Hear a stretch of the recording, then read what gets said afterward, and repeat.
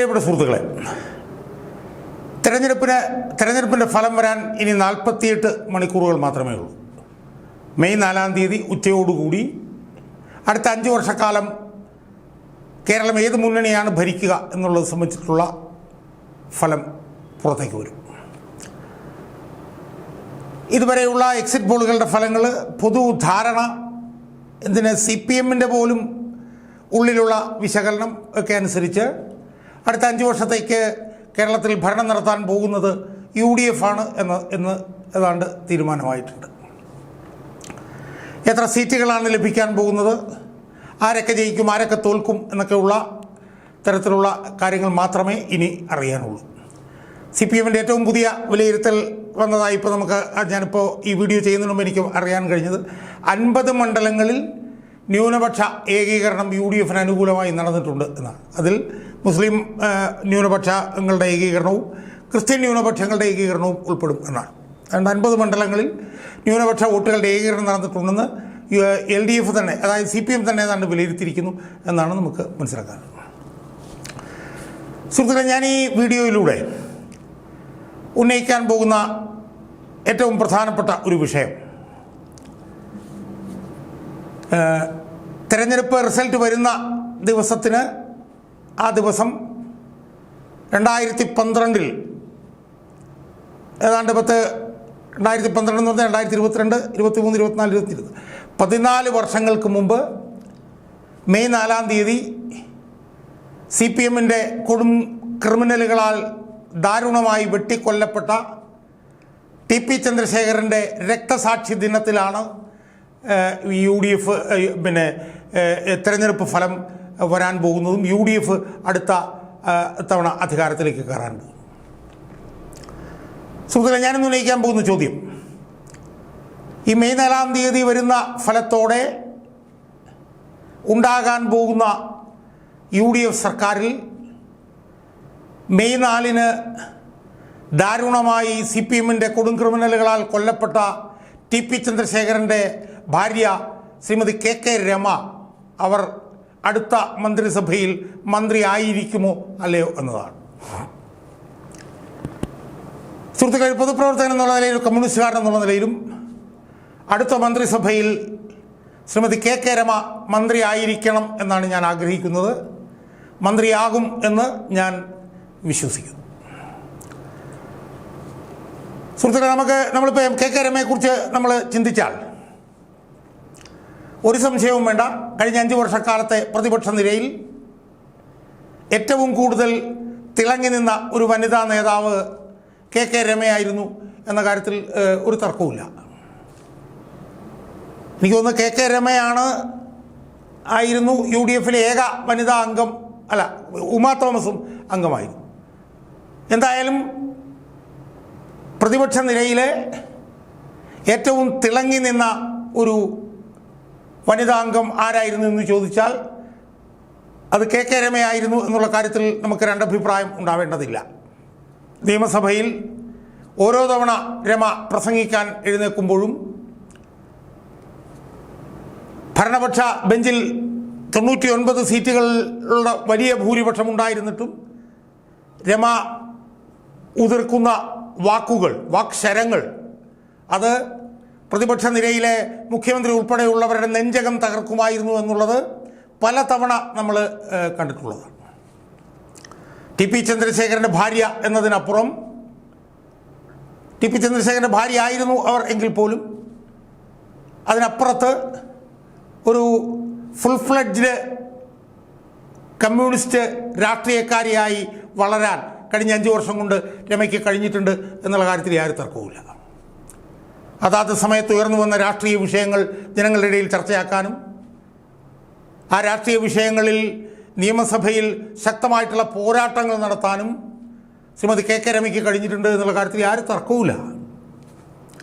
മലബാറിൽ നിന്നുള്ള ഏറ്റവും കൂടുതൽ ചർച്ച ചെയ്യപ്പെടുന്ന ഒരു കമ്മ്യൂണിസ്റ്റ് നേതാവായി, വനിതാ നേതാവായി രമയ്ക്ക് കഴിഞ്ഞ 5 വർഷങ്ങൾ കൊണ്ട് വളരാൻ കഴിഞ്ഞിട്ടുണ്ട് എന്നുള്ള കാര്യത്തിൽ യാതൊരു തർക്കവും. എന്ന് മാത്രമല്ല, രമയുടെ വടകര മണ്ഡലത്തിൽ വളരെ ജനകീയമായിട്ടുള്ള ഒരു MLA ആയിരുന്നു എന്നുള്ള കാര്യത്തിലും നമുക്ക് യാതൊരു തർക്കവുമില്ല. വലിയ ഭൂരിപക്ഷത്തിൽ ഇത്തവണ രമ ജയിച്ചു വരും എന്നുള്ള കാര്യത്തിലും നമുക്ക് യാതൊരു തർക്കവുമില്ല. രമ അടുത്ത മന്ത്രിസഭയിൽ ഒരു മന്ത്രിയാവേണ്ടത് ഒരു അനിവാര്യതയാണ് എന്ന് ഞാൻ വിശ്വസിക്കുന്നു. കാരണം CPM കൊടുക്കാൻ കഴിയുന്ന ഏറ്റവും വലിയ അടിയായിരിക്കും രമയുടെ മന്ത്രിസഭാംഗത്വം എന്നാണ് ഞാൻ വിശ്വസിക്കുന്നത്. നമ്മളൊന്ന് ആലോചിച്ച് നോക്കൂ, രമ മന്ത്രിയായിരിക്കുന്ന നിയമസഭയിൽ കൊടും ക്രിമിനലുകളാൽ കൊല്ലപ്പെട്ട തൻ്റെ ഭർത്താവിനെ കൊന്ന പാർട്ടി പ്രതിപക്ഷത്തിരിക്കുന്നതും പ്രതിപക്ഷ നേതാവായി പിണറായി വിജയൻ ഇരിക്കുന്നതൊക്കെ നമ്മളൊന്ന് വിഭാവനം ചെയ്ത് നോക്കിയ സുഹൃത്തുക്കളെ. രമ മന്ത്രി, പിണറായി വിജയൻ പ്രതിപക്ഷ നേതാവ്. അങ്ങനെ ഒരു സാഹചര്യം ഏതൊരു കമ്മ്യൂണിസ്റ്റുകാരനും മനസ്സിൽ വിഭാവനം ചെയ്യില്ലേ സുഹൃത്തുക്കളെ? അതുകൊണ്ട് ആ വിശാല മനസ്കത കാണിക്കാൻ UDF നേതൃത്വം തയ്യാറാവണം എന്നാണ് എനിക്ക് UDF നേതൃത്വത്തോട് പറയാനുള്ളത്. കാരണം രമ മന്ത്രിയായിരിക്കുന്ന UDF മന്ത്രിസഭയ്ക്ക് CPM അടിക്കാൻ കിട്ടുന്ന ഏറ്റവും നല്ലൊരു വടിയാണ് രമയുടെ മന്ത്രിസഭാംഗത്വം എന്നാണ് ഞാൻ വിശ്വസിക്കുന്നത്. ഞാൻ യഥാർത്ഥത്തിൽ രമ നാളെ അടുത്ത മന്ത്രിസഭയിൽ രമ സ്പീക്കറാകുമായിരുന്നെങ്കിൽ എന്തായിരുന്നു എന്നുള്ള കാര്യം ഞാനിങ്ങനെ ഒന്ന് വിഭാവന ചെയ്യുകയായിരുന്നു. വളരെ രസകരമായിട്ട് എനിക്ക് തോന്നുന്നു. കാരണം സ്പീക്കറായി രമ ഇരിക്കുമ്പോൾ പിണറായി വിജയനെ രമ നിയന്ത്രിക്കും. ഒന്നാലോചിച്ച് നോക്കൂ, നമ്മൾ പിണറായി വിജയൻ എത്ര മിനിറ്റ് പ്രസംഗിക്കണമെന്ന് സ്പീക്കറായിട്ടുള്ള രമ തീരുമാനിക്കുന്ന ഒരു സാഹചര്യം നമ്മളൊന്ന് ആലോചിച്ച് നോക്കിയ സുഹൃത്തുക്കളെ. അതുകൊണ്ട് രമ MLA ആയത് അല്ലെങ്കിൽ രമയെ മത്സരിപ്പിച്ചത് TP ചന്ദ്രശേഖരൻ്റെ ഭാര്യ എന്നുള്ള നിലയിലാണെങ്കിൽ പോലും കഴിഞ്ഞ 5 വർഷം കൊണ്ട് രമയുടെ കഴിവ് തെളിയിക്കുകയും കേരളത്തിൽ അങ്ങോളം ഇങ്ങോളം അറിയപ്പെടുന്ന ഒരു കമ്മ്യൂണിസ്റ്റ് നേതാവായി രമ രൂപാന്തരപ്പെടുകയും ചെയ്തു എന്നുള്ളത് നമ്മൾ കണ്ടതല്ലേ സുഹൃത്തുക്കളെ. TPയുടെ ഭാര്യ എന്നുള്ള നിലയിൽ നമ്മൾ ആ ബഹുമാനമുണ്ട്. പക്ഷേ അതിനപ്പുറത്തേക്ക് രമയ്ക്ക് വളരാൻ കഴിഞ്ഞിട്ടുണ്ട്. ആ നിലയിൽ ജനകീയ പ്രശ്നങ്ങൾ രമ എല്ലാ കാലത്തും ഏറ്റെടുത്തിട്ടുണ്ട്. ഒട്ടേറെ ജനകീയ പ്രശ്നങ്ങൾ അതിശക്തമായി നിയമസഭയിൽ രമ ഉന്നയിക്കുന്നത് നമ്മൾ എത്ര തവണയാണ് കണ്ടിട്ടുള്ളത്. അതിശക്തമായിട്ടുള്ള രമയുടെ പ്രസംഗ ശൈലി സാമൂഹ്യ മാധ്യമങ്ങളൊക്കെ നിരന്തരം ആഘോഷിക്കുന്നത് നമ്മൾ കണ്ടിട്ടില്ലേ സുഹൃത്തുക്കളെ. അപ്പം അതുകൊണ്ട് 10 വർഷത്തിന് ശേഷം അധികാരത്തിൽ വരുന്ന UDF സർക്കാർ ഒരു ജസ്റ്റ് ആവറേജ് ഒരു മന്ത്രിസഭ എന്നുള്ളതിനപ്പുറത്തേക്ക് ആ മന്ത്രിസഭയ്ക്ക് അതിൻ്റെ രൂപമാറ്റം ഉണ്ടാവാൻ കഴിയണം എന്നാണ് എനിക്ക് സൂചിപ്പിക്കുകയാണ്. 1-2 വനിതാ മന്ത്രിമാരാക്കുക എന്നുള്ളതിനപ്പുറത്ത് CPM കൊടുക്കാൻ കഴിയുന്ന ഏറ്റവും വലിയ മസ്തകത്തിലുള്ള ഒരു അടിയാണ് KK രമയെ മന്ത്രിയാക്കുക എന്നുള്ളത്. ഞാൻ മനസ്സിലാക്കുന്നത് രമയെ മന്ത്രിയാക്കാൻ UDF തയ്യാറാവുകയാണെങ്കിൽ RMP എന്ന് പറഞ്ഞ പാർട്ടി അത് സ്വീകരിക്കും, ആ ഓഫർ സ്വീകരിക്കും എന്നാണ് എനിക്ക് മനസ്സിലാക്കാൻ കഴിഞ്ഞിട്ടുള്ളത്. അതുകൊണ്ട് UDF അത്തരത്തിലൊരു വിശാല മനസ്കത കാണിക്കണം. CPMനെതിരെ ശക്തമായി പോരാടാൻ കഴിയുന്ന, ശക്തമായി പോരാടിക്കൊണ്ടിരിക്കുന്ന KK രമയെ മന്ത്രിയാക്കി ട്രഷറി ബെഞ്ചിൽ ഇരുത്തിക്കൊണ്ട് CPMനെതിരായിട്ടുള്ള തങ്ങളുടെ പോരാട്ടത്തിൻ്റെ സന്ദേശം, CPMനെതിരെ അതിശക്തമായി തങ്ങൾ പോരാടുകയാണെന്നുള്ള സന്ദേശം UDF ജനങ്ങൾക്ക് കൊടുക്കണം എന്നാണ് എനിക്ക് സൂചിപ്പിക്കാനുള്ളത്. രമ എന്ന് പറയുന്ന നേതാവ് ഇന്ന് കേരളത്തിലെ CPM കമ്മ്യൂണിസ്റ്റുകാർ എല്ലാവരും